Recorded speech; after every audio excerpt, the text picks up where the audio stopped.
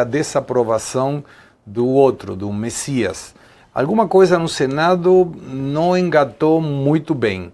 Mas quando o Gonê, com esses 20 dias, que provavelmente seja antes dessa data, ele vai com certeza consultar ou Gilmar Mendes ou Alexandre de Moraes o que fazer com isso.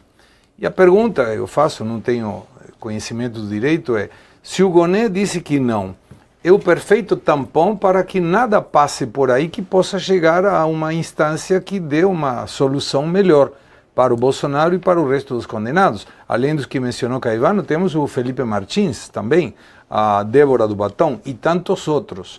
Mas será impossível devolver a vida do Clesão, mesmo que isso possa ser resolvido através de uma revisão criminal. Mas...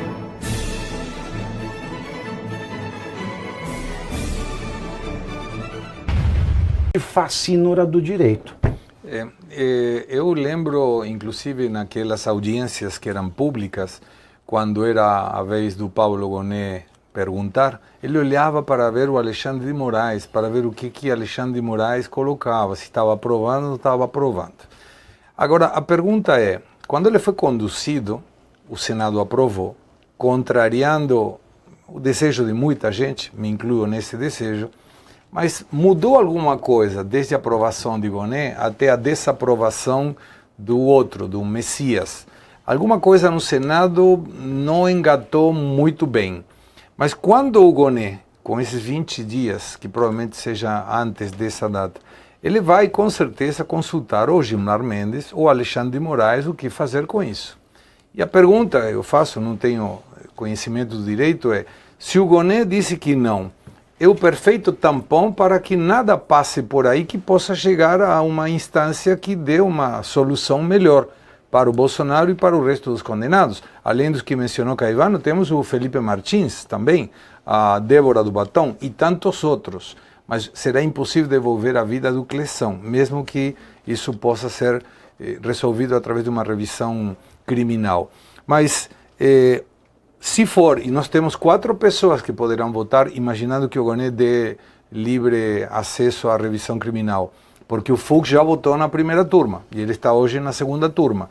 Se for Gilmar e Toffoli contrário à revisão criminal, e André Mendonça e Cássio Nunes Marques a favor, imaginando que Cássio Nunes Marques será a favor, isso seria indúbio pro réu, acredito que se chama assim, né, no direito. Aqui no Brasil mudou. Como se chama agora? Aqui é indúbio pau no réu. Então, o indúbio pau no réu não vai resolver muito. Mas a dúvida é, se o Gonê disse arbitrariamente, monocraticamente, que não procede, como que pode continuar? Tem algum aspecto de... No caso da revisão criminal, né, é diferente, porque sempre a ação penal, o dono dela é o Ministério Público. Uhum. Então... parte-se de um pressuposto de que o PGR ele sempre será contra a revisão criminal, ainda mais em ações que ele construiu. Ainda mais em revisões criminais que dizem que ele agiu violando o direito e, portanto, nulificando os atos processuais. Então é sabido que ele vai opinar contra. Mas, de toda maneira, a revisão criminal ela tem que continuar. E tem alguns aspectos jurídicos, algumas filigranas, que é bastante interessante quando você lê em conjunto o Código de Processo Penal, que é onde o Instituto está, a Lei de Processamento nos tribunais superiores, como tribunais originários, eu esqueci o número desta lei, mas essa lei em conjunto, e o regimento interno do STF. Em especial o regimento interno do STF, se você lê atentamente o regimento interno do STF, você extrai o seguinte: de uma ação penal julgada por uma turma, o que o regimento interno fala? Ele fala que a revisão criminal protocolada ela tem que ser distribuída entre os juízes da outra turma. Uhum. Então, já começa uma coisa errada aí. Porque quando essa revisão criminal foi protocolada, e aí eu falo do despreparo dos advogados que assinaram esta petição, despreparo porque eles desconhecem o regimento interno. E quanto mais eles desconhecem as coisas, mais difícil fica de você ganhar um xadrez em que já não existe regra. E se você não sabe o básico do xadrez, você está perdendo, está desperdiçando a única oportunidade de absolver, não, de anular a condenação do Jair Bolsonaro, que é uma condenação política, repito aqui, e comprovo e fico horas e horas aqui lucubrando, dou quase uma centena de motivos e provo e mostro doutrina e mostro jurisprudência. Mas o que diz o regimento interno? Quando uma ação penal condena alguém dentro de uma das duas turmas do tribunal, do STF, a revisão ela tem que ser distribuída na outra turma. O que aconteceu aqui? Esses advogados não pediram prevenção da outra turma. Ô, louco. Não pediram. O Alexandre é da primeira turma. Sim. Isso. O Cássio Nunes é da segunda. Sim. Isso. Como é que você, quando você peticiona a um tribunal, e você tem essas questões de ordem, de regimento interno, você coloca logo na epígrafe da petição, olha aqui ensinando, eu nem advogo mais ensinando as pessoas a peticionarem. Coloca assim,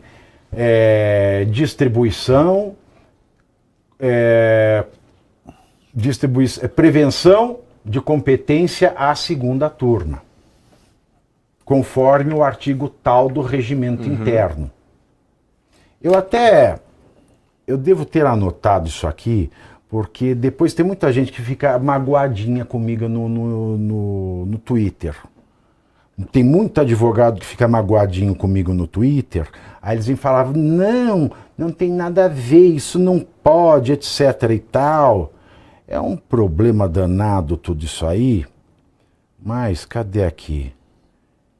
É tanta coisa nesse meu negócio. Bom, depois eu vou lembrar aqui, eu vou achando enquanto vocês comentam. Mas o fato é que,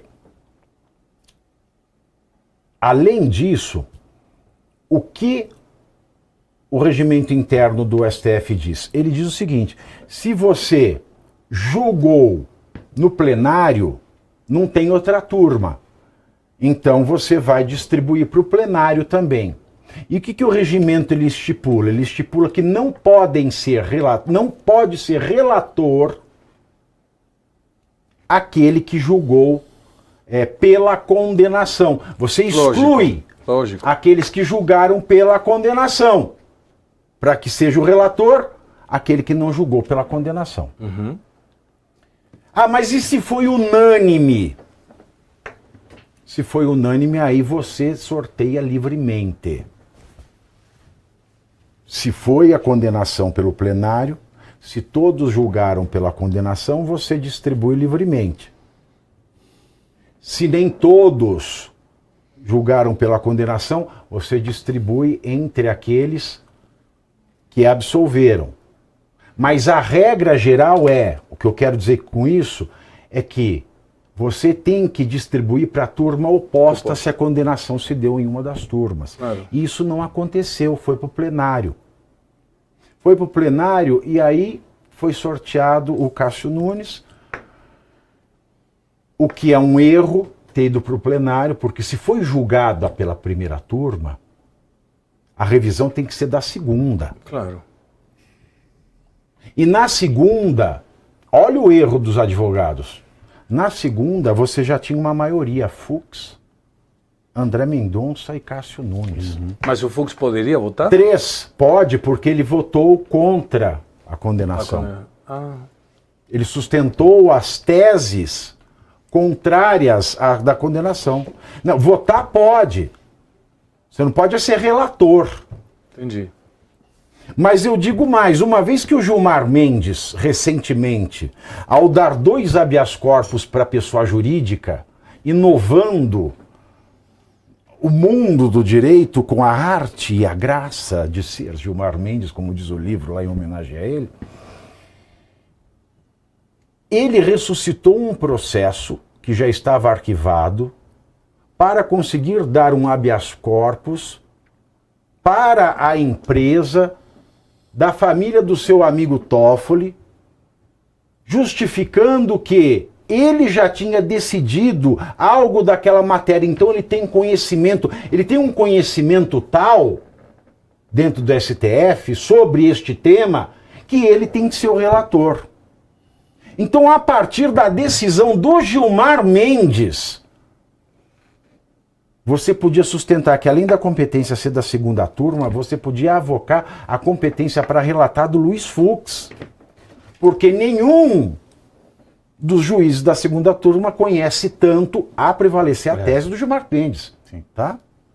E aí é uma exegese das barbaridades que fazem. Porque o advogado ele tem que conhecer tudo para tentar acertar o máximo possível. Só que tudo isso foi ignorado.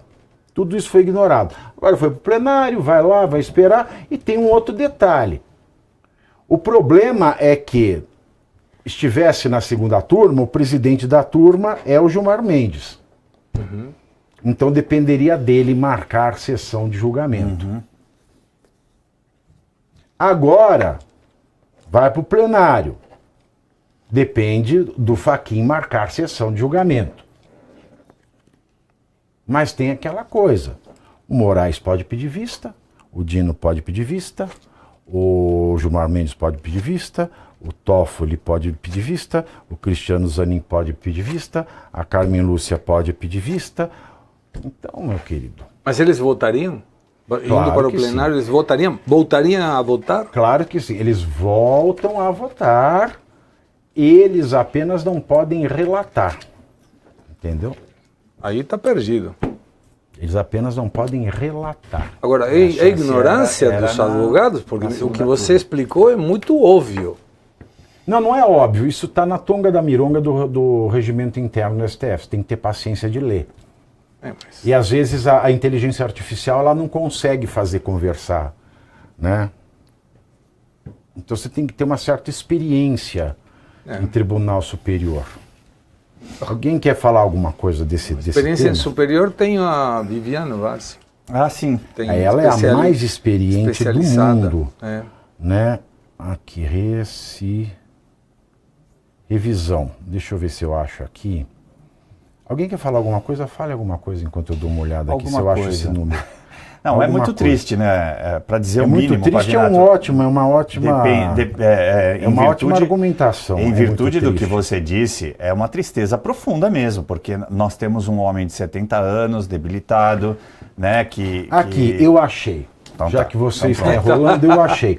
Porque é o seguinte, o advogado-chefe da defesa do Bolsonaro é o professor Celso Vilardi, que é um dos maiores criminalistas do país. Os advogados que protocolaram essa ação, protocolaram sem a anuência do Vilardi. O Vilardi ele descobriu pela imprensa que a ação foi proposta. Ô, louco! É. Não, mas é muita improvisação. Exatamente, porque eu estava pessoalmente discutindo com o Vilardi os termos da rescisória que ele ingressaria. Aí 2 advogados tomaram a frente e protocolaram sem o Vilardi saber. Pelo amor de Deus. Tá aqui, olha. Prevenção, conforme o regimento interno do STF, artigo 69, parágrafo 1 e artigo 76, 77, 77D, parágrafo 5º do regimento interno do STF. Para você direcionar para a segunda turma e dentro da segunda turma para o Luiz Fux por conhecimento excepcional da matéria. Tá aqui, são, para quem quiser conferir, regimento interno do STF, artigo 69, parágrafo 1º, 76, 77, 77D, parágrafo 5º. Tá aqui para quem quiser ralhar comigo depois, lá no Twitter, tá? Eu não vou ler mesmo, então isso aqui eu só leio aqui no meu programa no YouTube, porque é só vocês que me interessam, tá bom? Tá bom. E o presidente Lula teria sido citado.